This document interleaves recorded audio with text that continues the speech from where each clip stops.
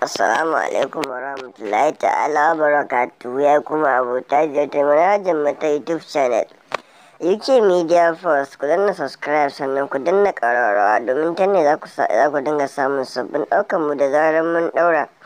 Shahararren gwamnan na Katsina wato Dr. Malam Umar Radda a yau ne ya ƙara jaddada soyayya shiga mutanen shi na jihar Katsina, wanda yake bin makarantun firamare da kuma yake ba da scholarship wa manyan makarantu wanda suka nuna jin daɗin su, wanda mutanen da suke aiwatar da ba da scholarship da taimako wanda suka hada da manyan makarantu ɗalibai da ƙananan makarantun ɗalibai, wanda ya fara bin makarantun ɗalibai ke musu tutorial. Idan za ku duba da wannan fuskar da ke kallon ku na cikin wayar ku, za ku kallo cewa Dr. Malam Umar Radda ya shiga makarantun ɗalibai na firamare wanda ya saukar da kanshi ya je ya nuna irin soyayya a gare su, wanda ake cewa ka bi ɗalibi ƙarami sannan ɗalibi babba ya bi ka. A yau ne manyan ɗaliban Najeriya, manyan ɗaliban Katsina suka ƙara nuna soyayya a gare su, wanda ya turo musu scholarship ya ƙara musu ƙarfin gwiwa na karatunsu,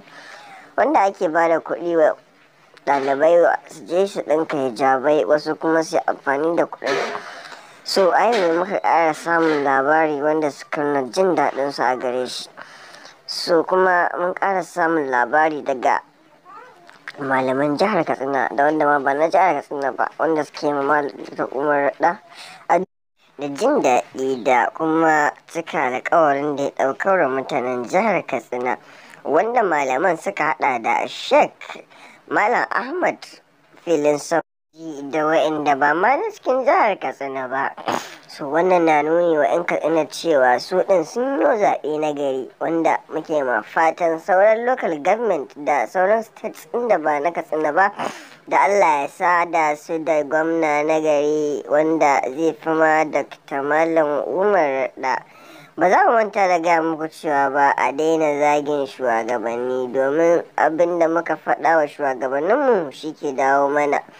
Da wannan muke cewa bisalam, ku bi mu a next post na gaba, za ku ji sabbin ɗaukan mu. Na gode.